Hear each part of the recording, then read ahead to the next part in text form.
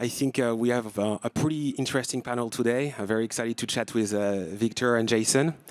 I think before jumping into collateral management, I would like to give you an opportunity to both present a little bit yourself and what you do, especially in the digital asset space in your respective company. Thanks. Appreciate it, Redwan. My name is Jason Emery. I run the product organization for the digital assets team within DTCC. We were brought into DTCC. I was part of the Securrency acquisition a few years ago in order to kind of jumpstart and accelerate the technology build out of this digital asset capability within DTCC. You probably saw recent announcements about products we're bringing to market here this year. Later in July, we'll have our first event where we'll see tokenization of assets from DTCC onto a few different blockchains. And then in October, a more general launch of that capability. Great. Hi, everybody. Nice to see you. Victor O'Loughlin. So I work at BNY. I've been there for about 17 years in various product and strategy roles. I built the collateral optimization platform at BNY. So that processes about 7 trillion at any given time throughout the day, runs on top of our collateral management platform. I was head of digital for clearance and collateral management for a number of years, head of enterprise tokenization, and then now I lead what is called our global clearing business, where we clear and settle 25 trillion a day, 1 million trades a day across 100 markets. Just a little bit of collateral management, I guess, we have on stage today. Super exciting. Thank you. Well, I'm going to jump in right on. I think we see more and more, asset being tokenized on DLT or blockchain. It depends, who you're talking with. And I'm curious to know from your respective perspective, how do you see, BNY or DTCC playing and helping, changing the market infrastructure in that regard? So BNY has been around for 240 plus years. We're actually 8 years younger than the United States. And so through that time, there's been lots of transformations in the marketplace, as you could expect. And we do view ourselves as global market infrastructure, particularly as our role as the settlement agent of the US Treasury market. And with that, we are taking sort of our expertise in traditional markets, which we are making 24/7. And that's something that we're very focused on. But also bringing that same rigor of resiliency, trust, and innovation to the digital asset markets. And so I work very closely with the digital asset business within BNY. We're working on various projects and programs. And with that, we believe that we'll be able to connect a lot of the digital asset marketplace through the platforms that we have within BNY Mellon. A great example is we talk about T+1 to T0. Quite a bit of the Treasury market settles T0 today already. And that is then used as forms of collateral through our tri-party collateral management platform. We will look at ways to use tokenization to help enable that further in the marketplace. So it's really an iterative process, bridging traditional markets and digital asset tokenized markets so that clients can traverse based on their needs and utility of that particular use case. Yeah, so from a DTCC perspective, obviously we've not been around quite as long as BNY, but we were formed, we're a member-owned company, I think everybody knows that was formed at the cusp of a technology transition, where the paperwork crisis occurred in the 1970s and they needed to solve this problem. DTCC was formed specifically to help use technology to address efficiency, resiliency, reliability, and scale in markets. And that's kind of the same role that we're looking at playing again. If you think about DTC in the context of a digital ledger, in a lot of ways, DTC plays the role of that settlement layer, that consensus player within traditional finance today. It's the consensus model. What we're doing with bringing assets onto the distributed ledgers with the technology that we're introducing this year is extending that role into digital technology, into digital assets and tokenization, and continuing to bring that resiliency, reliability, and scalability to the market that's required, along with things like investor protections and compliance and building that capability right into the tokenization layer. So that's what we're all about. I think something to think about, and I know that you know this, Victor. The assets themselves, just becoming tokens, doesn't drive a huge amount of value. The reality is the use case on chain is what's going to drive the value. And so extending the capability, bringing the assets to the chain, and then actually driving value with use cases like collateral mobility is where I think we need to get to, and it eventually will. This is a perfect segue for my next question. Yeah. Actually, for like the record, I think it was 12 million pieces of paper that were like piling up in New York in 1970, and so they had to close the market for a week because they say, hey, we don't have enough hands to process that. And they said, well, we're going to do something, and they created DTCC. So, as you said, like tokenizing assets, it's not very complicated in itself, I would say, but how, and we've seen a lot of projects in that regard. But also, I'm curious to hear from you what it takes to actually have those assets being actively used as collateral and to improve collateral management. And what does it take, to actually not having just asset tokenized that's sitting idle? Right. Yeah. So I think there's a few different things. So one thing that's happening this year is regulatory clarity. So bringing that the regulatory clear definition and legal aspects of the tokens and how they can be used and that sort of thing is super important for us to actually take advantage of them in these different use cases.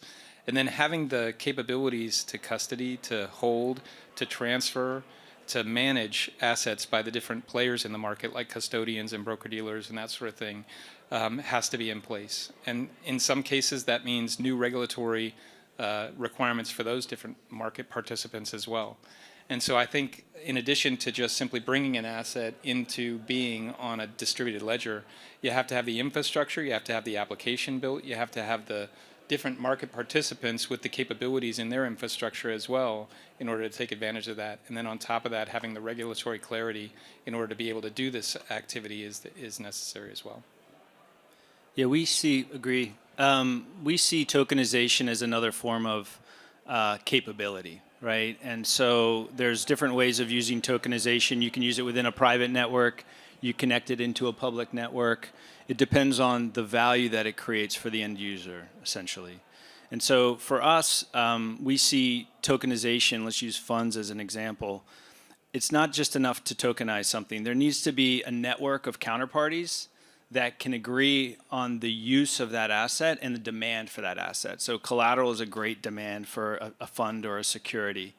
And so does everyone agree in the network that you're participating in that tokenized asset represents a real world asset? Is there trust that there's an underlying asset underneath of that? Because not everything most is not issued on chain. There's not many native digital assets on chain except for cryptocurrencies and some stablecoins. And so the connectivity between the underlying asset and the tokenized asset is critically important. The legal framework in which the two counterparties are operating for that collateral agreement is extremely important. And so it's in the operations around supporting that tokenized asset, particularly if you're talking about 24-hour markets. A lot of clients are not set up to be able to run and manage risks 24 hours a day. They have back office systems and other things that they need to contend with to be able to operate in that model. And I know we'll talk a bit about that later. But for us, it's really around the regulatory frameworks, number one. What happens in the course of a bankruptcy? If two people disagree and there's a failure in the market and you're using a tokenized asset, like how does that asset get treated in bankruptcy court?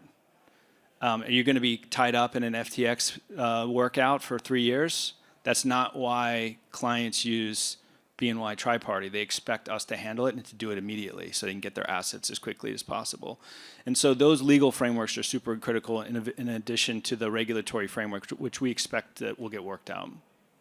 I would quote actually Nadine Chaka from DTCC. She said something at Sibos in September last year. Say, well, I might, and I'm paraphrasing a little bit, but she says it's going to take a while for us to believe in code we trust, like that very DeFi quote saying, like, well, the smart contract is here, you should trust that. Well, it's going to take a while because, both of your organization are here to also mitigate counterparty risk.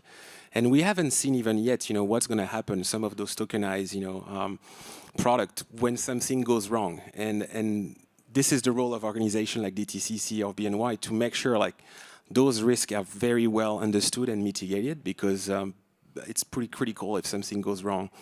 Yeah, that's actually one of the key design principles around the tokenization service that we're bringing to market.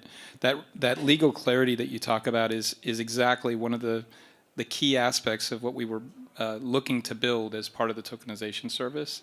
So specifically for us, what we end up doing is providing our clients with the same legal rights associated with the asset that they have if they held that asset in traditional form. So the token represents the exact same legal rights. And so all that clarity that you get from transacting in traditional form assets through DTC comes along with the tokens that we create and bring into the market as well. That was a key design principle, and it's super critical, as you pointed out. Yeah. And underlying assets of tokens are not all created equal. That's so true. Just because there's legal certainty of the asset underlying it doesn't mean that it's a good form of collateral. And so the ability to liquidate the asset, the ability to trade, value the asset, especially for liquid assets where everyone thinks that you can tokenize something and therefore it's pristine collateral and it can be used just like a US Treasury, is not correct, right? And so there's a lot of infrastructure that needs to be built around these traditional assets to allow them to be good forms of collateral in the traditional world before they can be good forms of collateral in the tokenized world. And so the work that BNY are doing, DTC, others, like we're building that underlying infrastructure to make those assets liquid and available so that they can be used as good forms of collateral, and there's active projects focusing on that. Yeah, and I agree, and I think that it's going to take a while for us to build markets and infrastructure necessary to have tokenized assets behave the same way traditional assets do, have the same level of liquidity. And again, that was a second or third design principle that we had associated with the solution, was to be able to convert quickly and easily between forms of the asset, since it's the same asset. When we tokenize an asset, it's the exact same asset, the same legal right as you're holding in traditional form. Being able to convert easily and quickly between forms to access liquidity pools in the traditional markets when events occur quickly and easily is another key design principle associated with it. I always love I recommend everyone, every time I do a panel, to watch the demo of DTCC last year. I think the Great Collateral Experiment, it's extremely well done, and it really enlightened me in how collateral management operates. And I think you touched base a little bit on this already, but I'm curious to also hear what are the requirements, for actually some of your clients or your, I guess, society members to actually be able to operate, tokenized asset and do collateral management. You mentioned a little bit process, like the infrastructure, even being armed, for compliance. But I'm curious if there is anything else that you want to share. Yeah, so certainly I think the role that DTC plays in tokenized markets is to deliver these assets in a form that's usable in the different use cases and can be easily transferable between forms. So a couple of the requirements that we have for our clients to use our tokenized assets is, for instance, they have to have the infrastructure necessary to hold an asset in token form. They have to have wallet infrastructure, or custodial, non-custodial, whatever they want to do, but they have to bring their own wallet infrastructure in order to be able to use the assets. And then we have to work together in order to bring them into different use cases. So, for example, if a use case is a collateral mobility use case and the collateral application that exists on chain has to hold the asset, well, in order for that to remain regulatorily compliant and for us to be able to maintain good control over the asset, we have to have access to that wallet. We have to be able to register that wallet that's going to hold that asset with the tokenization service. And similarly, if there's an exchange or another application that needs to get involved in the processing of a transfer, we have to connect to and integrate with those different services. Yeah, I would say the biggest impediment for clients will be bringing that asset on par from a traditional sense as a tokenized. So if they think about a tokenized asset, can they value it? Can it be integrated into their back office systems? Can their back office and risk systems process it? Are they able to clear, settle, report, and do compliance 24 hours a day, 7 days a week? I would argue that if you talk to any vendor that's doing clearance and settlement for the largest dealers in the market, if they're available 24 hours a day, they would say no. And so the operating model that the clients need to stand up internally, do they have a follow the sun model globally to be able to handle a pass the book situation for a 24/7 marketplace? Ultimately, the collateral frameworks themselves, from a legal perspective, really need to be ironclad. So, like, their chief risk officer needs to sign off on the fact that if there's a bankruptcy between two counterparties and there's an asset that's custodied in one location, it's tokenized in a network, and it's delivered 5 times to counterparties on that network, who's going to unravel all of that? Who's going to be able to deliver? Because it comes back to that underlying asset and being able to deliver that asset. Or if they can't take delivery of the asset, they need to liquidate the asset. So there's a lot of infrastructure-oriented things that the players in the traditional markets will need to get comfortable with in a tokenized world. Operationally, there's efficiencies that can be gained from tokenization, but from a risk management perspective, there's a lot to unpack for institutions. Risk management, counterparty risk, that's all decentralization. It depends who you talk to. I guess we are about time, but I'm curious also, like, what you see, from, you mentioned, regulatory clarity, Genius Act, Clarity Act, hopefully in about a month. We have also like a technology now that can be used. People are more comfortable with assets, but you also mentioned there is a lot of road ahead, in terms of like, operational, like you said, like management of risk. And so I'm curious, what do you see are like the biggest roadblocks right now to actually, unleash more like collateral management on chain? I really appreciate the comments that you made, Victor. I think it's interesting. I've been to these conferences for several years now, and a lot of the time that we spend talking about tokenization is on the technology and how we make the technology better and more usable and how it's evolving and becoming more capable, and we don't spend a lot of time talking about the operational aspects of bringing this into businesses. And I think you hit on a lot of the key aspects of that, Victor, and I think that the reality is that's where the bottlenecks are going to be going forward. It's not the technology. We have a huge amount of technology capability built out already. What's going to need to happen is these businesses, the financial institutions, have to figure out how to operationalize this, how to bring it into their risk management teams, how to bring it into their operational teams, and that sort of thing. That's what the bottleneck is going to be, and I agree 100% with you. Yeah, I would just leave it with, we think that, the incumbent players have a responsibility to be able to deliver and move these technologies forward and to be innovators for the marketplace.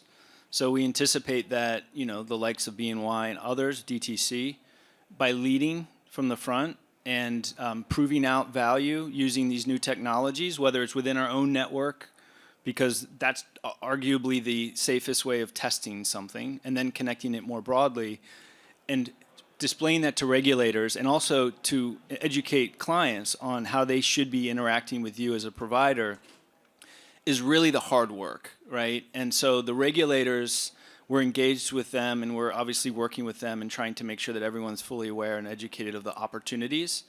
But I think it's the education and then the operational risk elements. Because if you think about it, tokenization can, maybe you can save 20 cents on a transaction. Maybe you can narrow down your collateral buffers by, 3%, or those are real savings at scale. But if you can't actually work out a bankruptcy situation, or the system goes down and there's no liquidity for you for hours and hours, and collateral is the lifeblood of your organization, that incremental benefit does not outweigh the downside risk. And that's where clients are trying to traverse the upside versus the downside right now. Yeah, I know we're out of time. I just had one more thing to add. I think something that, I'll leave it on a DeFi note here, is we need to think about new ways of solving old problems, right? So although we need to operationalize this, we need to bring it into existing risk management environments. I think the technology offers new solutions to those problems, and we have to be open to the changes that would have to be made in those operational environments in order to take advantage of that technology. Well, thank you very much, gentlemen. It was a pleasure. And so hopefully we'll see that in the future. I'm very excited about, everything that you shared. I think, definitely like the risk and the operation is like, it's not a technology problem you have. And that's what I was talking with you on the room. We can solve everything engineering wise, Ethereum or other ecosystem, it's here. It's about like how we can operationalize all of this. So thank you very much and have a good day, guys.